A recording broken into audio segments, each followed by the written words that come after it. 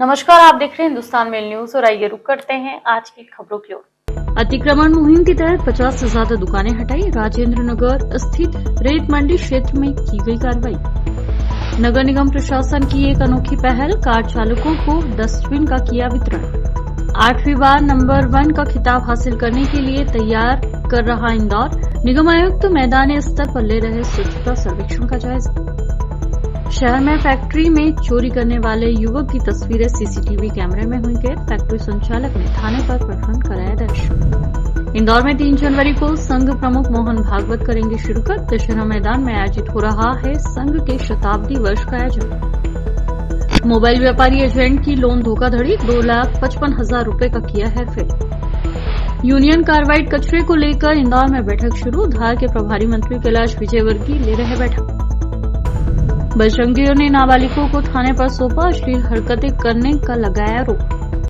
इंदौर के राजेंद्र नगर स्थित रेत मंडी क्षेत्र में इंदौर विकास प्राधिकरण की स्कीम में भारी पैमाने पर अतिक्रमण लोगों के द्वारा कर लिया गया था, जिसका कोर्ट में केस भी चला था और कोर्ट में केस इंदौर विकास प्राधिकरण जीतने के बाद उन्होंने इंदौर नगर निगम से अतिक्रमण मुहिम चलाने का आग्रह किया। इंदौर विकास प्राधिकरण की मांग पर ही आज इंदौर की नगर निगम का रिमूवल दस्ता के द्वारा रेत मंडी क्षेत्र में बनी 70 से अधिक कच्ची पक्की दुकानों को हटाने का काम किया गया।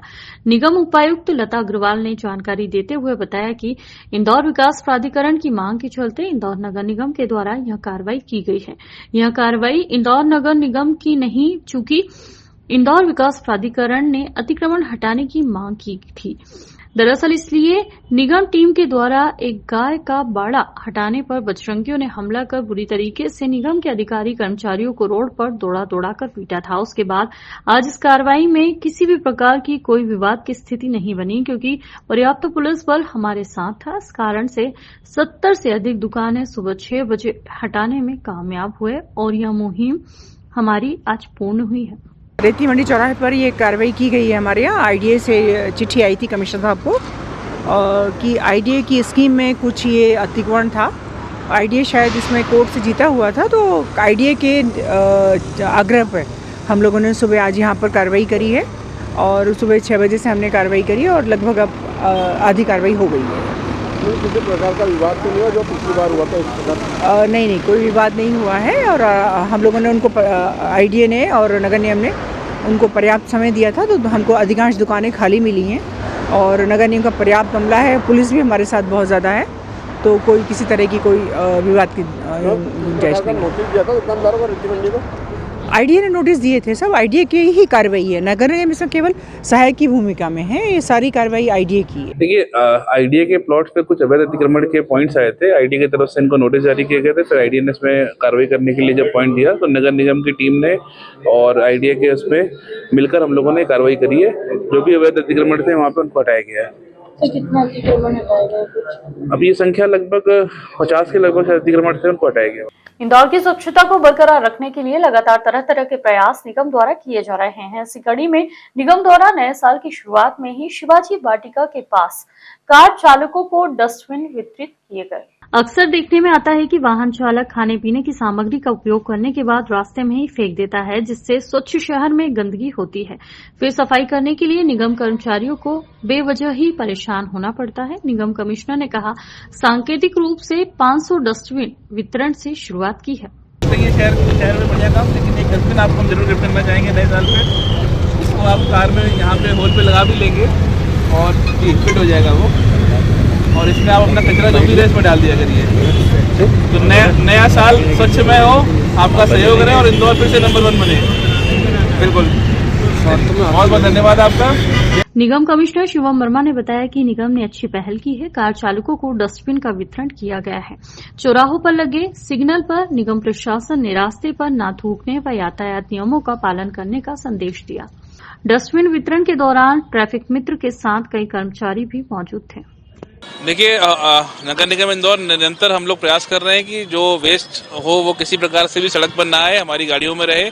और इसी क्रम में आज हम एक बार पुनः अपने इंदौर वासियों को ये डस्टबिन का प्रदाय करने जा रहे हैं। और इसका उद्देश्य बस यही है कि सभी इंदौर वासी जो हमेशा से स्वच्छता में सहयोग करते हैं नगर निगम का, उन्हीं की मेहनत से, सहयोग से नगर निगम हमारा शहर नंबर 1 पूरे देश में है और उसी को दोबारा एक बार रीइग्नाइट करने के लिए नए साल में ये फैसला किया गया है कि हम लोग मिलकर एक बार फिर से अपने शहरवासियों को ये डस्टबिन प्रदाय करें और शहरवासी इसका उपयोग करेंगे तो निश्चित ही हमारा शहर आगे भी इसी प्रकार स्वच्छ रहेगा। आप लोग घर में भी ऐसे रखते होंगे ना, मतलब आप सब लोग तो कचरा इसी में डाला करो, इसमें रख दो आप, ताकि किसी को भी डालना उसी में डाला करें। अपने इंदौर शहर को नंबर 1 बनाना है कि नहीं, तो फिर करना पड़ेगा ये चीज। कहाँ रखोगे बताओ उसको? ये लगा दो इसमें, ठीक है। पीथमपुर में यूनियन कार्बाइड का कचरा जलाए जाने के मुद्दे पर धार के प्रभारी मंत्री कैलाश विजयवर्गीय बैठक ले रहे हैं। बैठक इंदौर के AICTSL के सभागार में हो रही है। बता दें, बैठक की शुरुआत करते विजयवर्गीय बोले कि सीएम से मेरी बात हुई है, सरकार जवाबदेही से काम कर रही है, आप चिंता मत करिए, मैं भी मालवा का बेटा हूं। बता दें, यूनियन कार्बाइड का कचरा इंदौर के पीथमपुर में नष्ट किया जाना है, जिसका पीथमपुर में विरोध किया जा रहा है। इस कचरे को पीथमपुर में नष्ट करने के विरोध में कांग्रेस और बीजेपी दोनों ही पार्टियों के नेता विरोध कर रहे हैं। भोपाल की यूनियन कार्बाइड फैक्ट्री का जहरीला कचरा 40 साल बाद इंदौर के पीथमपुर में पहुंचना शुरू हो गया है। यह कचरा भोपाल से रवाना होकर लगभग 2:40 पर इंदौर बाईपास होते हुए पीथमपुर पहुंचा। स्वच्छता में 7 बार नंबर 1 का खिताब हासिल कर चुका इंदौर शहर अब 8वीं बार की तैयारी कर रहा है, जिसको लेकर अब स्वच्छता सर्वेक्षण की तैयारी की जा रही है।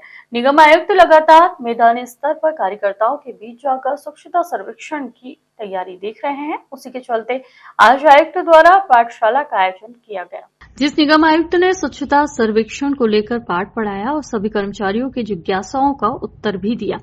आयुक्त शिवम वर्मा द्वारा इस मौके पर घोषणा की गई कि वार्ड रैंकिंग में जो वार्ड प्रथम आएगा उस वार्ड में एनजीओ टीम को भी सम्मानित किया जाएगा। निगम द्वारा 8वीं बार देश में स्वच्छता में प्रथम आने के लिए लगातार कार्रवाई की जा रही है। उसी क्रम में इस पाठशाला का आयोजन किया गया था। सर्वेक्षण का अपना परीक्षा देता है, पर हमारा स्वच्छता सर्वेक्षण जो है वो भी आगामी महीने में प्रस्तावित होगा और हमारे जो एनजीओ जो कि दिन रात मेहनत करते हैं, हमारे एनजीओ की टीम के लोग सुबह से, चाहे वो waste collection door to door हो, सेग्रीगेशन हो या अन्य गतिविधियों में पूरा अहम रोल करते हैं, हमारे आईसी कैंपेन में पार्टिसिपेट करते हैं, तो उन्हीं के लिए वर्कशॉप थी। बाणगंगा थाना क्षेत्र में इंडस्ट्रियल एरिया में एक कॉपर वायर फैक्ट्री में चोरी का मामला सामने आया है, जहां अज्ञात चोर लाखों रुपए के कॉपर वायर चुरा ले गए। घटना सीसीटीवी कैमरे में कैद हुई है। फिलहाल पुलिस ने मामला दर्ज कर जांच शुरू की। दरअसल बाणगंगा थाना क्षेत्र के सावेर रोड स्थित इंडस्ट्रियल एरिया में नवनीत नामक व्यक्ति अपनी कॉपर वायर फैक्ट्री संचालित करते थे। उनकी फैक्ट्री में अज्ञात चोरों द्वारा चोरी की वारदात को अंजाम देकर लाखों रुपए के कॉपर वायर की चोरी की घटना को अंजाम दिया गया। पूरी घटना सीसीटीवी कैमरे में कैद हुई है। फिलहाल पुलिस ने अज्ञात चोरों के खिलाफ प्रकरण दर्ज किया है और उसकी तलाश की जा रही है। करके कोई संदिग्ध लोगों के द्वारा वहां पर चोरी की गई है, उसमें से लगभग 600 किलोग्राम कॉपर वायर जाना बताया गया है। कुछ नकदी भी बताई गई है। हमारे डिजिटल एविडेंस कुछ मिले हुए हैं, कुछ संदिग्धों की भी शिनाख्त हो रही है, जिसके पीछे हमारी टीम लगी हुई है और जल्दी ही पतारसी करके प्रकरण का खुलासा किया जाएगा। हाँ, कुछ मिले हुए हैं, हालांकि धुंधले हैं और उनको और ट्रैक किया जा रहा है और कुछ संदिग्धों की भी जानकारी लगी हुई है। आसपास कुछ मूवमेंट भी देखा गया है। हमारी टीमें लगी हुई हैं, जल्दी ही प्रकरण का खुलासा किया जाएगा। भारत के सबसे स्वच्छ शहर इंदौर में मालवांचल को संघ की दृष्टि से मजबूत और बेहतर माना जाता है और इसी के चलते 31 दिसंबर से लेकर 3 जनवरी तक आरएसएस द्वारा बनाए जा रहे शताब्दी वर्ष में 3 जनवरी को संघ प्रमुख मोहन भागवत सम्मिलित होंगे, जिसको लेकर शासन प्रशासन पुलिस विभाग द्वारा तमाम तरह की सुरक्षा व्यवस्थाएं सुनिश्चित की गई है। दरअसल आरएसएस की ओर से इंदौर के दशहरा मैदान पर शताब्दी वर्ष का आयोजन किया जा रहा है। इस आयोजन में कई तरह के कार्यक्रम रखे गए हैं। पिछले 31 दिसंबर से लेकर 3 जनवरी तक यह कार्यक्रम आयोजित किया जाएगा। प्रत्येक दिन विभिन्न तरह के साधु संत और बौद्धिक पर चर्चा की जा रही है। वहीं बदलते समाज की रूपरेखा को लेकर भी संघ हमेशा चिंता जाहिर करता रहा है और इन्हीं की तर्ज पर विभिन्न तरह की बातें शताब्दी वर्ष में रखी जा रही है। तो वहीं अगर हम बात करें आरएसएस प्रमुख मोहन भागवत की, तो मोहन भागवत 3 जनवरी को दशहरा मैदान में होने वाले संघ के स्वयंसेवक घोषवादक प्रस्तुति देंगे। इसलिए संघ के स्वयंसेवकों द्वारा स्वयं कई तरह की व्यवस्थाएं की गई है। तमाम आने वाले लोगों के लिए विभिन्न तरह के पास का पहले से ही वितरण किया जा चुका है। कौन व्यक्ति कहां बैठेगा और वहां की पार्किंग तक सुनिश्चित कर दी गई है। इसके लिए अलग अलग द्वार भी संघ के स्वयंसेवकों द्वारा सुनिश्चित किया गया है और इसका पूरा मैप सुरक्षा की दृष्टि से पुलिस के साथ भी साझा किया जा चुका है। पुलिस अधिकारी अमित सिंह का कहना है कि तमाम सुरक्षा व्यवस्था को लेकर गाइडलाइन जारी कर दी गई है। यातायात विभाग और अन्य सुरक्षा एजेंसी के साथ भी बातचीत की जा रही है। जो भी सुरक्षा व्यवस्था होगी वह पूर्ण रूप से सुनिश्चित की जाएगी। किसी तरह की कोई लापरवाही नहीं बरती जाएगी। तो वहीं दूसरी ओर कार्यक्रम इतना भव्य हो रहा है कि लगभग 15,000 से अधिक स्वयंसेवक और समाजजन इस कार्यक्रम में शिरकत करने वाले हैं। इसको लेकर बैठक व्यवस्था और तमाम बारीकियों पर नजर रखी जा रही है। मालवा निर्माण में होने वाली संयोजन को काफी बेहतर रूप से करने के लिए तमाम स्वयंसेवक लगे हुए हैं। पिछले कई महीनों से तैयारी की जा रही है। छोटी बड़ी लगभग 500 से अधिक बैठकें आयोजित की जा चुकी है। निश्चित तौर पे वो जेड प्लस प्रोटेक्टी हैं और मोहन भागवत जी की जो सुरक्षा के वो हैं उस पर भी आज चर्चा की जाएगी और जो माकूल व्यवस्था है वो लगाई जाएगी। इंदौर के एमजी रोड पुलिस ने एक मोबाइल व्यापारी पर एक और एफआईआर दर्ज की है। जानकारी के मुताबिक एजेंट की मदद से कस्टमर्स के डॉक्यूमेंट्स का उपयोग कर दुकानदार ने लाखों का लोन लिया और हेरफेर किया। दरअसल जब ग्राहकों को बैंक से इस बारे में जानकारी मिली तो उन्होंने एजेंट और मोबाइल व्यापारी से संपर्क किया, लेकिन एजेंट ने मामले को लेकर धमकी दी।